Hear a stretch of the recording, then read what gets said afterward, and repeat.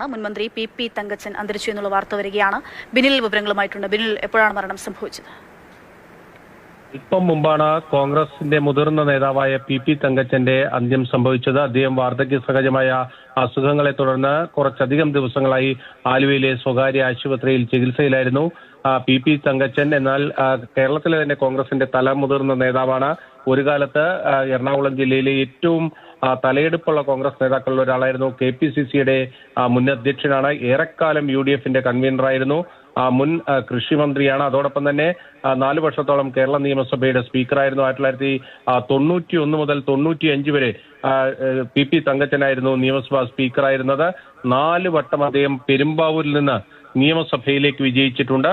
1982 മുതൽ 96 വരെ തുടർച്ചയായി നിയമസഭാ മത്സരങ്ങളിൽ പെരുമ്പാവൂരിനെ പ്രതിനിധീകരിച്ച വ്യക്തിയാണ് പി തങ്കച്ചൻ. 2001 അദ്ദേഹം പെരുമ്പാവൂരിൽ പരാജയപ്പെടുന്നത്. അതുവരെ അദ്ദേഹം തന്നെയായിരുന്നു പെരുമ്പാവൂരിന്റെ നിയമസഭാ അംഗത്വം. അത്തരത്തിൽ ദീർഘകാലം കോൺഗ്രസ് നേതൃത്വത്തിലുണ്ടായിരുന്ന വ്യക്തിയാണ്. കോൺഗ്രസിന്റെ പ്രതിസന്ധി കാലഘട്ടത്തിലൊക്കെ അതിന്റെ KPCC അധ്യക്ഷ പദവിയിലേക്ക് എത്തുകയും അതോടൊപ്പം തന്നെ UDF കൺവീനറായി മുന്നോട്ട് പോവുകയും ആ മുന്നണി സംവിധാനത്തെ ശക്തിപ്പെടുത്തി കൊണ്ടുപോവുകയൊക്കെ തന്നെ ചെയ്തിട്ടുള്ള ഒരു നേതാവാണ് പി തങ്കച്ചൻ. പി തങ്കച്ചന്റെ വിയോഗം എന്തായാലും കോൺഗ്രസിന് വലിയ നഷ്ടം തന്നെയായിരിക്കും. വാർദ്ധക്യ സഹജമായ അസുഖങ്ങളെ തുടർന്ന് അദ്ദേഹം ദീർഘകാലമായിട്ട് ഈ പൊതുരംഗത്ത് നിന്ന് വിട്ടു നിൽക്കുകയായിരുന്നു. പെരുമ്പാവൂരിലെ വീട്ടിൽ വിശ്രമ ജീവിതത്തിലായിരുന്നു. അതിനിടയിലാണ് അദ്ദേഹത്തിന് രോഗം മൂർച്ഛിച്ചത്. കഴിഞ്ഞ ഒരു 10-15 ദിവസമായി അദ്ദേഹം ആലുവയിലെ സ്വകാര്യ ആശുപത്രിയിൽ ചികിത്സയിലായിരുന്നു.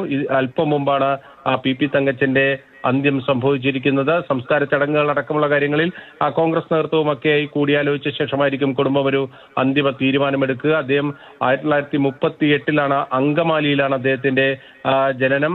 അദ്ദേഹം അതിനുശേഷം പെരുമ്പാവൂർ കേന്ദ്രീകരിച്ചായിരുന്നു അദ്ദേഹത്തിന്റെ രാഷ്ട്രീയ പ്രവർത്തനം ആരംഭിക്കുന്നത്.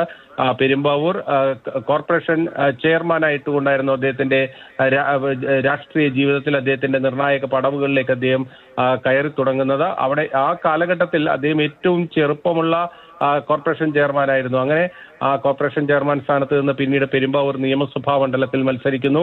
ദീർഘകാലം ഏതാണ്ട് 20 വർഷത്തിലധികം പെരുമ്പാവൂരിന്റെ ജനപ്രതിനിധി എന്നത് പി തങ്കച്ചനായിരുന്നു. അങ്ങനെ കോൺഗ്രസ് രാഷ്ട്രീയത്തിലും കേരളത്തിലെ രാഷ്ട്രീയ കേരളത്തിലൊക്കെ തന്നെ നിറഞ്ഞു നിന്ന ഒരു വ്യക്തിത്വമാണ് ഇപ്പോൾ നഷ്ടമാകുന്നത്.